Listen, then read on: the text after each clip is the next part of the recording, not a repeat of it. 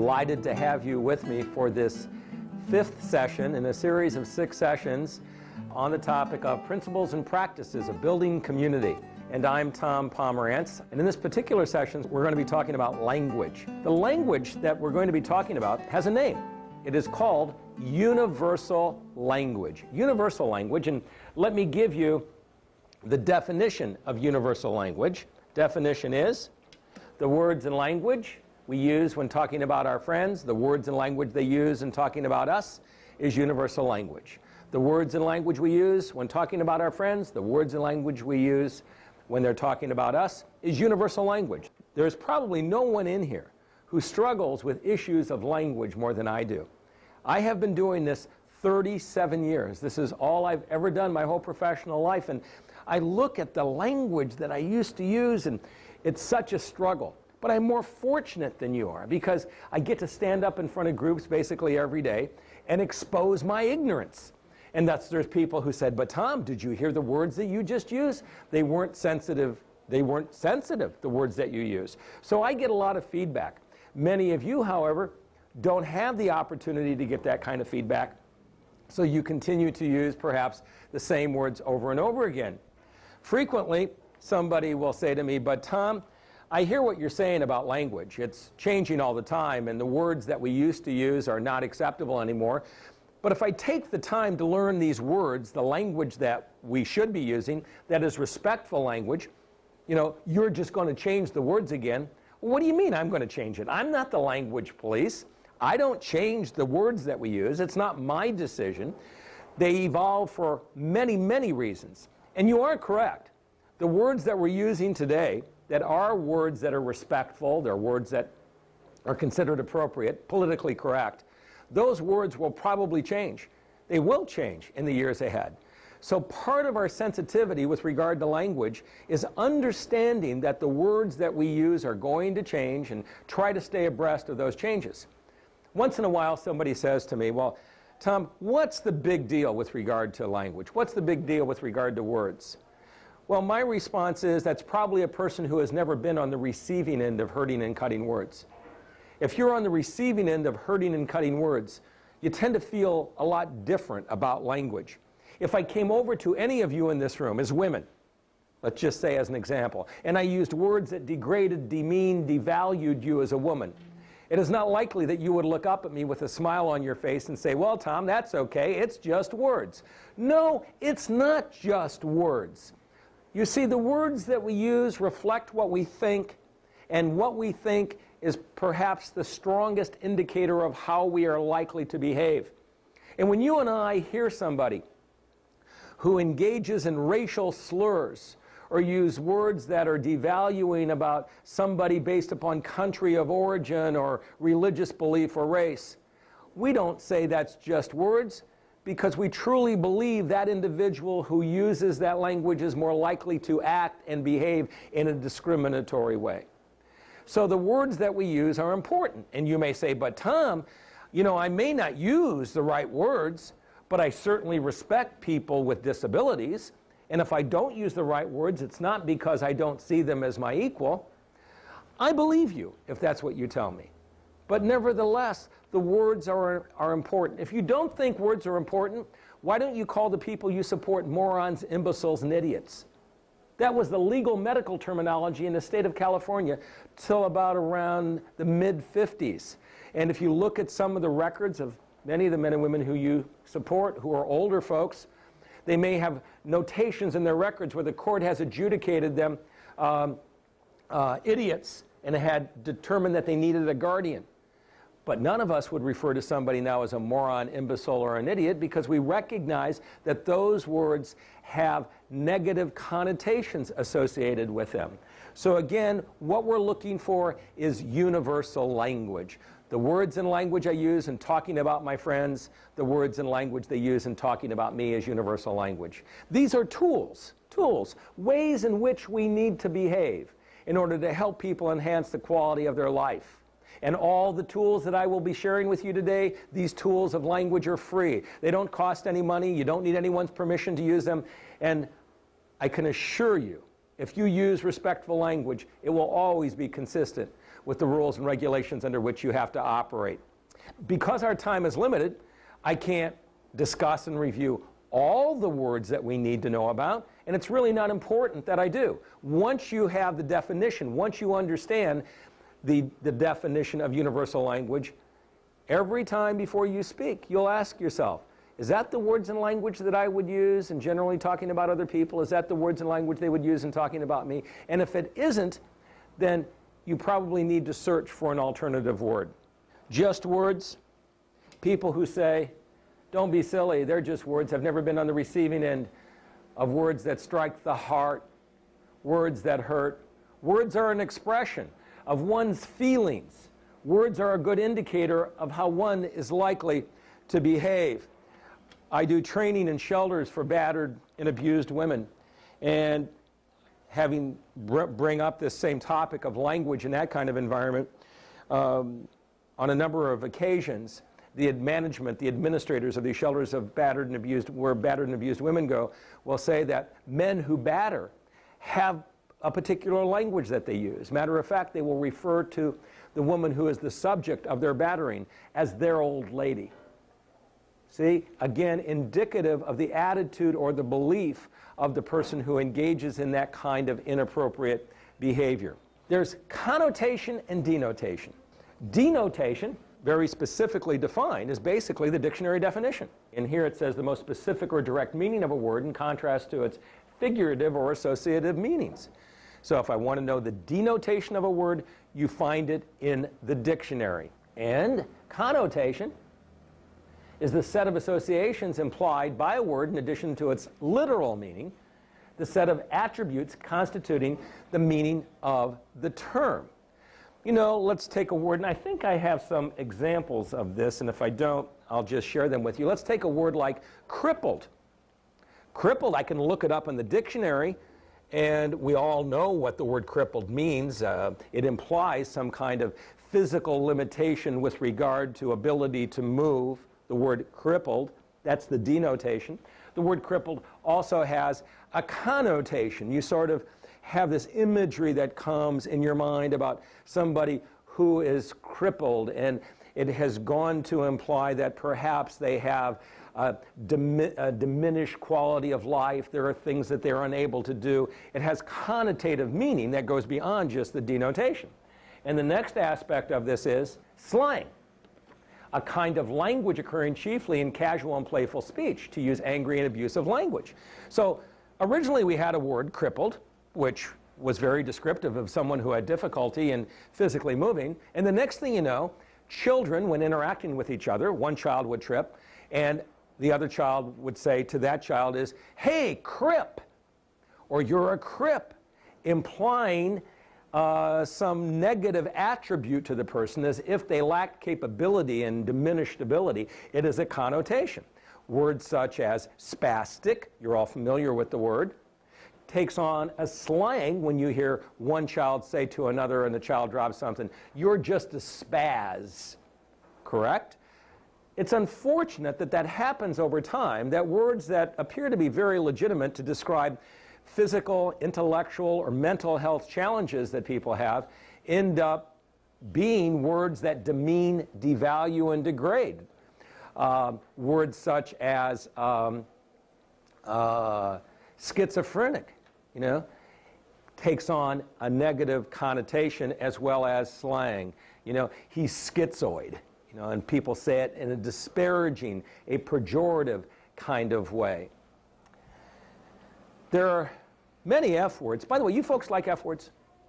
Oh, I love F words. Boy, I'm glad you all like F words. You're like I am. I love F words. And what I would like to do is talk about some F words so we can give some examples to language that is not universal language. And I know some of you may be very sensitive to the use of words and you don't like vulgarity. So as we get into some of these F words, especially as we get through the list, you need to know they grow very, very vulgar.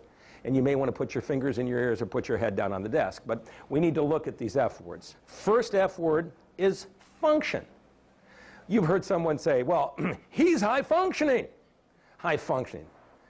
Not acceptable language. I shouldn't even have to tell you what the alternative is, because you all now know the definition of universal language, right? The words and language I use in talking about my friends, the words and language I use in talking about me is universal language. So what is the correct language? He's capable, knowledgeable, bright, skilled, intelligent, able. You know, Webster really helped us a lot, for Webster gave us many, many words to describe ability. And perhaps the reason we have so many words to describe ability is we revere it. It's like the Eskimos, I believe, who have many, many words that describe snow because it's such an important part of their life. Ability and skill in our culture is very important, so we have many words to describe it.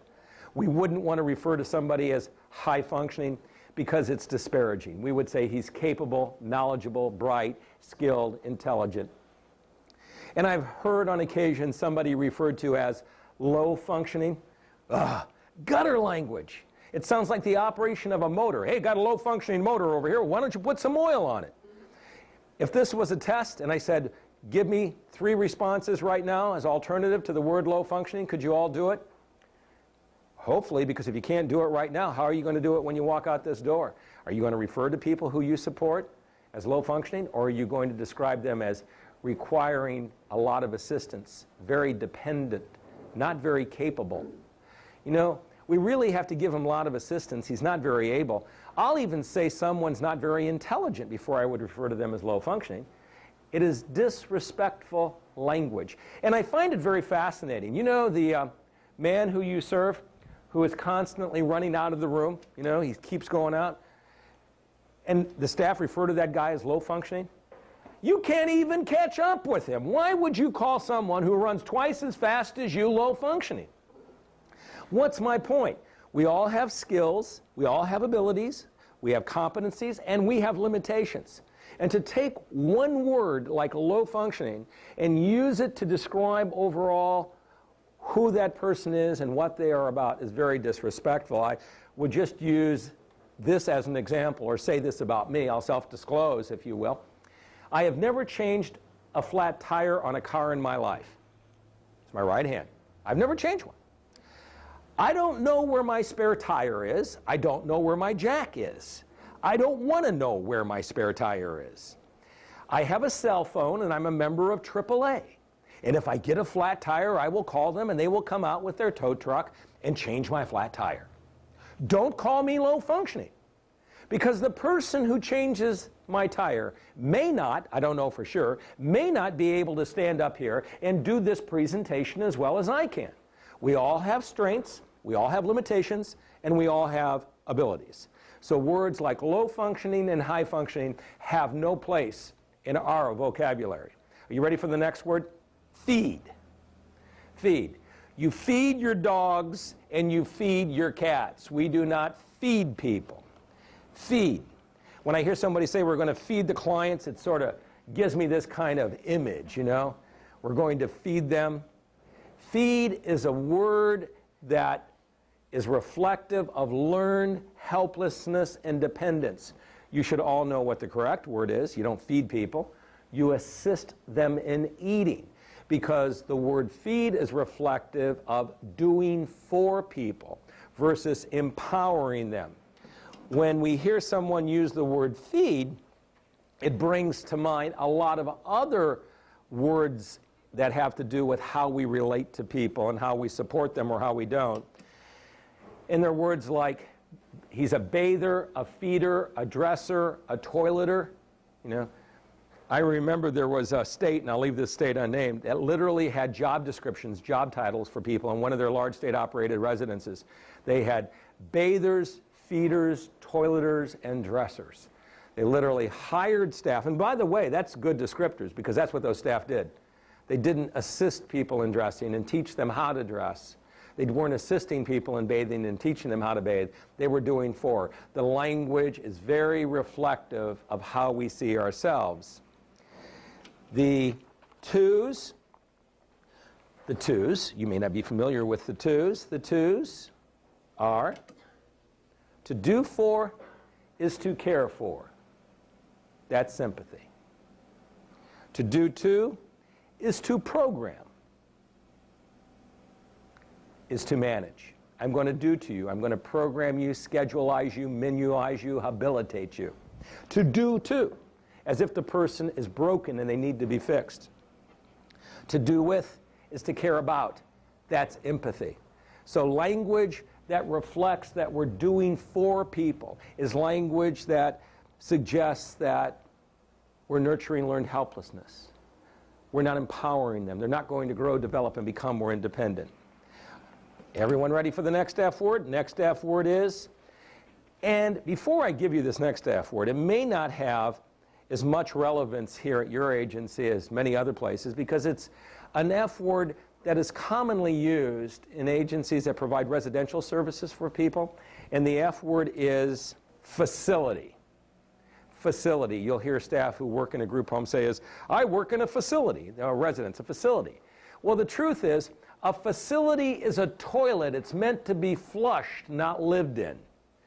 People do not live in facilities. They live in homes, apartments, condominiums, mobile homes, tents, and underground dwelling caves. You know, if you go to a restaurant and you ask the server, where are your facilities?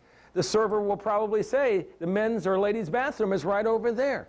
And if you want to hear something really tragic, very often I will be working with an agency that provides residential supports to people, and some of the staff, believe this or not, you may not believe this, will actually name the home in which people live after the street. They name the home after the street. You know, the home is this lovely home, right, over on Oak Street, and the staff call it the Oak Street Group Home. Homes do not have names. If you ask me, well, Tom, where do you live? I live on Wellsbrook Drive. I do not live at the Wellsbrook Drive home. If I ask you where you live, can you tell me what street you live on, just your street? Tierra. Tierra? Oh, Tierra, okay. The next time you meet somebody and they say, well, where do you live? Tell them that you live at the Tierra Street home. Oh, they let you on for the afternoon. That's good. Homes do not have names. And sometimes, you know, I'll call these residences where people live, group homes, and the staff answers the phone and they said, hello, Oak Street Group Home. Well, your mother sure gave you a funny name. Can't they just say hello? Why do they name the home, if you will? And you ready for the next F word? This next F word, this one's really bad. Here we go, next F word. Next F word is floor, which is fine. The word floor is an acceptable word if you're working in a vocational setting, a day program setting. You can talk about, well, we have 3 staff who are on the floor. But I go into a home and I hear someone say, well, we have 3 staff working on the floor. Well, what are they doing? Pounding nails into it? You know, we have 3 staff on the floor. Well, why don't you get them up off the floor? What are they doing on the floor? The correct language is, we have 3 staff in the home. 1 is in the bedroom, 1's down the hall, and 1 is in the kitchen. But we don't have staff on the floor. I think some of you recognize where the word floor came from. It's a word used in the nursing home and hospital industry, where they'll talk about having, you know, a psychiatric floor or an obstetrics floor. And then that carried over to our services, unfortunately. What's also interesting is how agencies name themselves. I'm just sharing this with you, not that you're going to help any agency change its name, if you will. And this came up earlier when we were looking at the F words in terms of naming a home after the street. Even the names of agencies are sometimes very interesting. Look at these, and these are actual agencies' names that I've written down. And ask yourself what they imply. Angels Unaware, Helping Hands and Hearts, Sunshine Incorporated, Happiness House.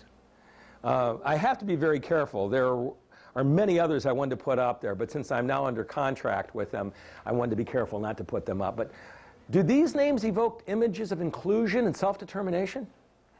Or do those names of agencies imply that these poor, pathetic people who have been placed here on earth for us to take care of and to protect? There's a lot in a name. A name says it all, doesn't it? When we use language, we want our language to be empathetic. We want the language to be the same language that we would want people to use when they reference us. Empathy. the intellectual identification with or vicarious experiencing of the feelings, thoughts, or attitudes of another. We ask ourselves is, if I use that language and the person hears me, how would they likely perceive it and how would they feel? Now, in the case of people who have intellectual limitations, you may say, well, it doesn't make any difference because they're not going to understand it. The point being is, we should be using language as if they did understand it and they did understand what it means. Would you feel comfortable if you're at a meeting with some of the people you support and you're at some kind of planning meeting, you turn to the person and says this, you know, you're doing really well, you're a really high-functioning person. I think most of us would not feel comfortable turning to a person and say, you know, you're doing really well in your program, you're high-functioning. And if you're not comfortable in verbalizing that to the individual to their face, then we probably shouldn't be using the words at all. Dr. Blatt, Burton Blatt, who I know some of you are familiar with his name, had a great perspective with regard to language and the concepts of empathy. And I want to share with you one of his quotes. And I made a little modification in it, but it basically goes, treat others not as you would wish to be treated. Treat others not as you would wish to be treated, but rather the way you would treat yourself in the most challenging of circumstances. If you were the individual who had those challenges, how would you treat yourself? What kinds of words and language would you want people to use in referencing you and talking to you, describing you? It's a great quote. It's really sort of humorous that much of our language is comprised of oxymorons, the language that we use in our field. And if you don't know what an oxymoron is, let me just take a moment and share with you what an oxymoron is. It's usually when one uses two words and one word conflicts with another word when you put them together. An example would be military intelligence, and I certainly don't mean to offend our military, but you know, military intelligence is an oxymoron. Honest politician would be an oxymoron. You know, two words that sort of conflict. Jumbo shrimp is an oxymoron. If it's jumbo, you know, which means big, and shrimp means small, jumbo shrimp. I've identified some words that we use that I think are oxymorons, and here are some that are interesting. Positive punishment. Well, what's so positive about punishing somebody? But that's a phrase that he used. A volunteer friend. A volunteer friend, I mean, that's pretty pathetic. An agency has to run an ad in the newspaper because a person has no valued relationships in their life and they're trying to get somebody to volunteer to be a friend. If they're a volunteer, then how can they be a friend? Oh, here's a good one. Required relaxation. I said relax! I mean, what? These words make no sense. Therapeutic hold. I'm going to take the guy down and put him in a hole. I'm going to physically, and that's therapeutic. Day activity room is usually an oxymoron because by definition, when you walk into these places, everyone's sitting around doing nothing. There's hardly ever any activity. So very interesting words. A lot of the words that we use are oxymorons, including group home, by the way, because groups don't live in homes. People who have valued relationships do. Group might live in a house, but they don't live in a home, right? Here are some interesting words that I've collected over time that I've heard people use that is not universal language. Somebody moves out of a residence, like a group home, and somebody's going to be moving into the residence, and you'll hear people say that they're now backfilling the bed. They're backfilling. Well, the word backfill is the phrase that we use to describe putting dirt back into a hole when somebody has dug a trench. You take the dirt that you dug out and you put it back into the hole. You backfill. And talk about backfilling a bed is not very respectful. And another phrase is when a home is referenced by beds. You'll hear someone say is, I work at a 5-bed home. No, I work at a 10-bed home. I work at a 32-bed facility. The important point is people are not to be represented as beds. If you ask me, Tom, how many beds do you have in your home? I don't know how many beds I have in my home. I have a couple twin beds. I got a king-size bed. I got a rollaway bed. I have a hide bed. I got one of those beds we just got. One of those things that you pump up, you know, and put a lot of air in it. You know, I don't know how many beds I have. If you say, now, Tom, how many people reside in your home? I can tell you how many people reside in my home. I can tell you how many bedrooms I have. but people should not be represented as beds. She says, I work in an 8-bed home. And he says, well, what kind of beds? Double, bunk, hideaway, rollaway, or a Murphy, right? So for folks who work in residential environments, they should say is, I work at a home where 4 people reside. I work at a home where 7 people reside, or 1 person resides. I don't work at a 2-bed home. Human beings are not beds. I think some of you recognize where that came from. Again, that comes out of the nursing home and hospital industry. It's a term used by accountants to value the business, because if you have a nursing home and it's a 32-bed nursing home, and each bed generates $65,000 in revenue a year, and you get $4,000 in profit from each bed, so they just use that to do their calculations on how much revenue they generate and how much profit they make. It has no place in our vocabulary. You ever heard of a discharge plan? Y'all know what a y'all know what a discharge is, right? Discharge is when you got a big pustule on your arm and pus is leaking all over the floor. Yeah. The word discharge in residences really have no place. Instead of the word discharge in a residence, does anyone know what the right language would be? Anyone have a guess what it would be? Well, I don't believe you. Well, what did you do when you were in your last residence? Were you discharged? How did you get out of there? What'd you do? You moved out. I'm telling you, the words and language we use in talking about ourselves, the words and language we use in talking about our friends, is universal language. You weren't discharged, you moved out. And for the men and women we support, we're not going to discharge them.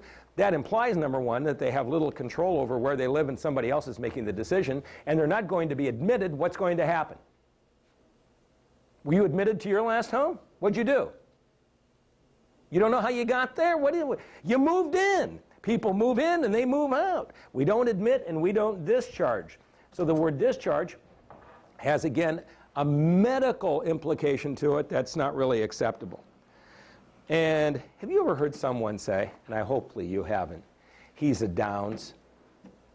He's a Downs. Holy mackerel. The Downs, down payment, Churchill Downs, downhill, downshift, downpour, downstream, downstairs, downtown, downsize. He's not a Downs. When somebody is referring to somebody who has Down syndrome, and by the way, it is Down syndrome, not Downs syndrome. They changed it about 17 years ago. It used to be Down syndrome with an S. It's now Down syndrome. Oh, I just love working with the Downs. They're so sweet. He is a person with Down syndrome. And have you ever heard someone say, oh, he lives in a wheelchair group home? Or a staff says, I work in a wheelchair group home. Have you ever seen a picture of a wheelchair group home? Oh, if you haven't, I brought one with me. I thought you maybe would find this interesting. Here's a picture of a wheelchair group home. Now, why this is so unacceptable, it should be obvious, is because the person is taking the common characteristics of the individuals who live in that home and using that to label the place where they live. Like somebody saying, we have a wheelchair day program. I don't know how I would even show that one up there, I guess. Yeah. But it would be inappropriate to say that we have, a number of people who live in the home who use wheelchairs is different, but it's not a wheelchair group home. And by the way, I have some difficulty with that. When we have a residence or a day program where everyone there has common characteristics, doesn't sound very healthy. It must be really hard on staff when they have a day program and everybody in the day program uses a wheelchair, and you've got to assist everybody in transferring, or it's a home, and you've got to physically assist everyone in transferring. What we want is heterogeneity. We want differences among the people who we support, not just homogeneity. We want some people who can talk and some who can't. Some who can see and some who can't. Some people who can walk and some who can't. That's how people grow, develop, and become more independent. If we all believe that diversity in the workplace is healthy, right? Diversity in the workplace is healthy. Why wouldn't diversity in life be healthy? Rather than having everyone with common needs receiving services in the same place. Here's an interesting one. Have any of you ever heard of a behavior home? Heard of a behavior home? I also brought a picture of a behavior home. This is a photograph of a behavior home where the home is engaged in a behavior. Oh, how many of you would like to be able to say is, I'm now in a behavior home? Now let me see if I understand this. This is a behavior home because everybody there is aggressive toward others. They engage in self-injury. They're verbally hostile. They tend to destroy property. They leave the residence without permission and oversight. Oh, I understand it. If all the people there behave that way, that's how each of them learn to behave in more socially acceptable ways. You learn to respect property, interact appropriately with others, use appropriate language and not be verbally assaultive when everyone you live with behaves in socially unacceptable ways. Doesn't make a lot of sense, does it? And this is an interesting one. This is chairs eat first. Again, that's referring to somebody, who uses a wheelchair as a chair. Having flown in here just the other day, as I'm getting ready to get off the airplane, the flight attendant says to the gate agent, this is what she says, "Got 2 chairs here." 2 chairs. I was looking. She doesn't have any chairs there. There were no chairs, wheelchairs on that airplane. What she was saying was, chair is representative of a person who cannot walk. She was referencing the person, the people, as wheelchairs. Socially unacceptable. She could have said, "I need 2 wheelchairs here," but that's not what she was verbalizing. Have you ever heard someone say he's wheelchair bound? You ever say, "Boy, he's wheelchair bound"? Don't you get a vision of some poor Joe tied up with chains and locks in his wheelchair? The irony is, wheelchairs don't bind you. Wheelchairs free you. They allow you to go places and do things you couldn't do if you didn't have that wheelchair. Wheelchairs are freeing, and when you hear someone say he's wheelchair bound, they're taking their feelings, their perception of that individual, and applying it to that individual. We also would not say he's in a wheelchair. That's unacceptable language. You get in a bathtub, you don't get in a wheelchair. He uses a wheelchair. A wheelchair is an adaptive device that empowers, like you use a knife, spoon, or a fork. You use a wheelchair. And remember, it's all in how you say it. It's all in how you say it. He's saying he can't go, he's a chair. Oh, there's no lift on the van, and I got all dressed up. That's supposed to be funny, huh? And some places still hire people that are called case managers. Many states, however, no longer use case managers. Indiana is a good example. They eliminated all case management positions. The state of Ohio has eliminated all case management positions. And they have decided that the people who they support are not cases that need to be managed. They now hire people that are support coordinators. People have supports that require coordination. Human beings are not cases that need to be managed. So it's support coordination. As we talk about language, people will frequently ask me, well, Tom, what should we call the people who we support? What do we call them? Well, that's a good question. What do you call them? Do you know when I first started, as I said many years ago, does anyone know what we called them many years ago? 37 years ago? We had a word that we referenced people with. Anyone know what that word was? No one knows. We called them patients because they lived in places that we referred to as state schools and hospitals. They were patients. And somebody said, now wait a minute. That's not right. That's wrong. They're not patients. And I'm glad that they were finally able to fix that. We then called them what? Someone says, wait a minute, that's not right. That's wrong. They're not patients. We then called them what? Residents. That's right. We called them residents. And that went on for a number of years, and someone said, now wait a minute. That's not right. That's wrong. They're not residents. We then called them what? Clients. Oh, I'm glad they were able to fix that. They called them clients. And that went on for a few years. We thought we had that right. And someone says, wait a minute. That's not right. That's wrong. We then called them what? Consumers, because they consume. And it sort of looked like this, right? They went from patient, resident, client, consumer, if you will. And we said, no, wait a minute. That's not right. That's wrong. Every one of those is correct. Here is the point. It's an important point. You and I have many roles in our life. We hold them simultaneously, and we move in and out of them freely without permission. You and I hold many roles in our life. We hold them simultaneously, and we move in and out of them freely without permission. Some of the people you support are artists. I know they are, because they do paintings and artwork, and they sell them. And that's what we call somebody who does that, is an artist. Some of the people who you support are employees. They earn a living and they receive job coaching services. People have many roles. You know, as I stand here right now, I'm a consultant, I'm a father, I'm a gardener, I'm a library patron, I'm a parishioner, I'm a voter. And you know what's really interesting? The word consumer is a word of hypocrisy. If the men and women who we support were really consumers, where's the return window? You know, let most of these folks just say is, give me a different nurse. I'd like 3 different housemates, tell them to move out. Oh, the staff that supports me in my day program, get rid of her. I want a different one. Bring them in here. They're not consumers. It's like those agencies that put bibs on people and they call them clothing protectors. It's a bib. You can call it a clothing protector, but it's a bib. You know, we put bibs on babies. And if people are messy, you don't put clothing protectors on them.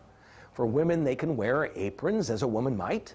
And men can wear barbecue aprons or chef aprons, but bibs. And the word consumer has a very interesting history.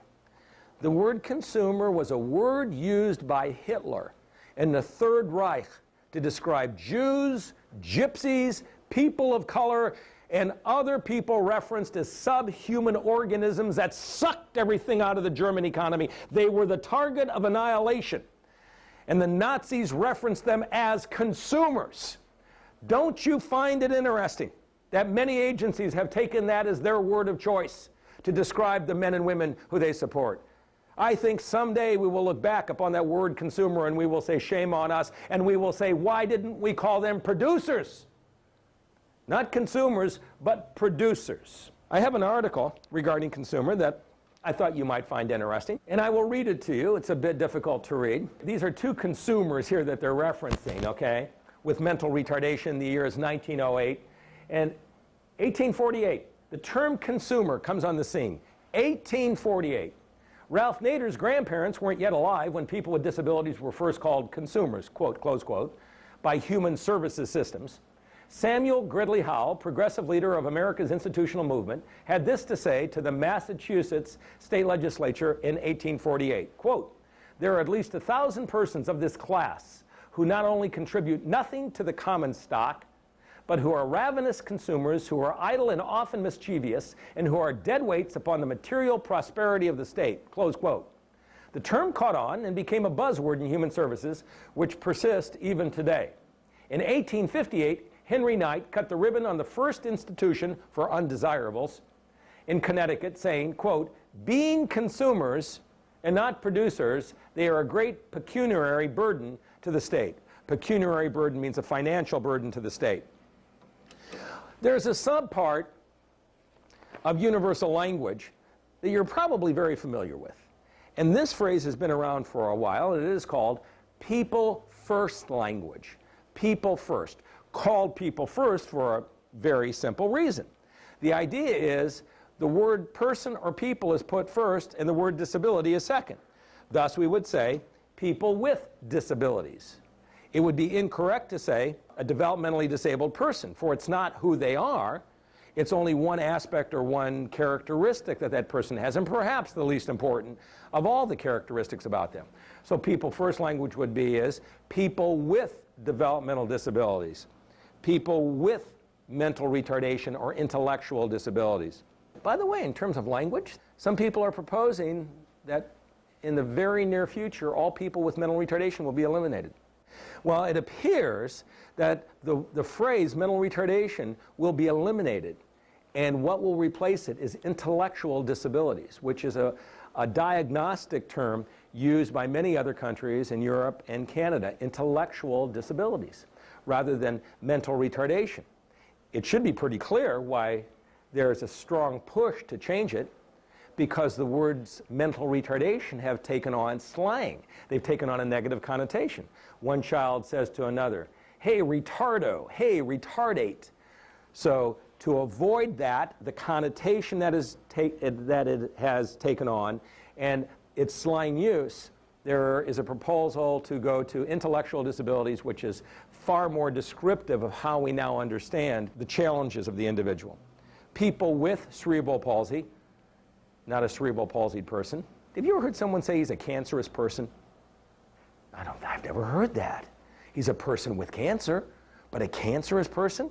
So if you don't say he's a cancerous person, why would you say a mentally retarded person? People with epilepsy. The disability is secondary. It is but a characteristic of the person. It is not who they are. Have you ever said or heard somebody say, and I don't know if you had or not, he's a body rocker? You ever said that? You said or heard somebody say, hey, he's a body rocker. Have you ever said or heard somebody say, she's a headbanger? And I'm not using that in terms of hard rock descriptors, you know, but in terms of the self-injurious behavior as, hey, she's a headbanger. Have you ever said or heard somebody say she's a runner? Have you ever said or heard someone say he's a food grabber?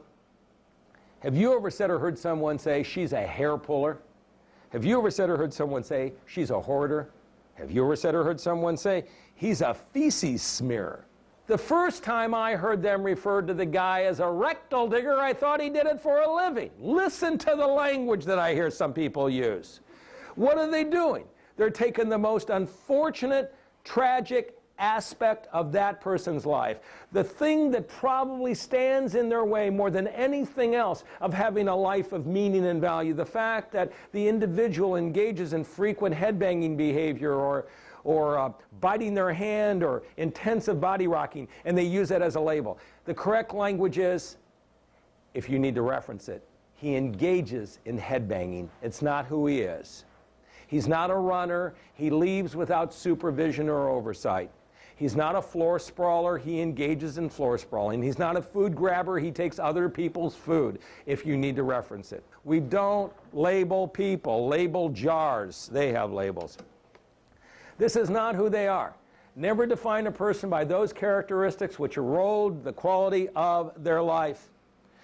Sometimes I'll hear folks make statements like this that are also inconsistent with universal language. We have 45 independents. First time I know 45 independents. Is this a political group or something? Well, what they were trying to say is there are 45 people who they support who are very independent. But they then take the word independent and they feel compelled to use it as a label. Why can't they say they have 45 people who are, you know, rather independent? I just made a van run. What?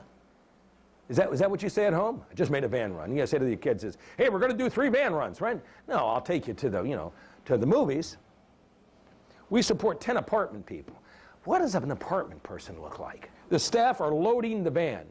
I've heard of a little kid having a load in his pants. I've heard of people loading their truck. But you're going to load the van? When you load, it implies that you have inanimate objects, stuff that you're going to put in there.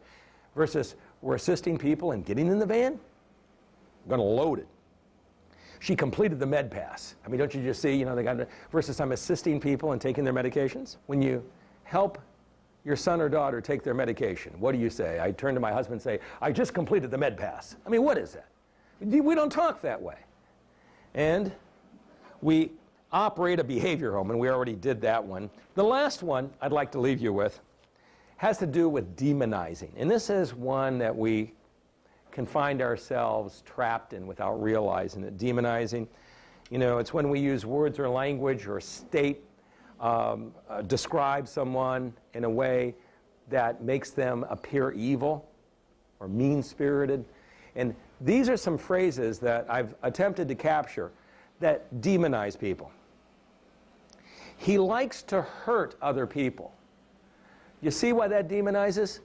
It implies that the person gains enjoyment from it. He likes to hurt other people. Why can't we say he hurts other people?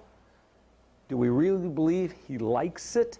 Or is it an issue of conduct and behavior that is not under his control?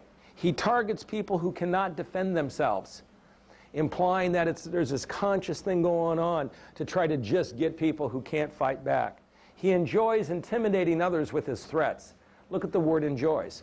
I don't take issue with the fact that he threatens others and that they're intimidated, but to say that he enjoys it, not the way any of us would want to be described. She loves to make it a game. She waits until your back is turned, and then she pulls your hair. Again, the demonizing she loves, and to make it a game implies something that is pleasurable to the individual. He puts a smile on his face to make his housemates cry. It puts a smile on his face to make his housemates cry. The most important thing in her life is to break other people's property. And when referencing people in demonizing ways, it further taints their reputations. What does this behavior communicate in terms of the individual's unmet needs? When people behave this way, it's an expression of their unmet needs. We need to be sensitive to that and not use words that imply that they are mean-spirited people who somehow gain enjoyment by engaging in those kind of activities. And I want to leave you all with a thought, and the thought is, it's all in how you say it. Thank you and have a great day. Bye. Thank you.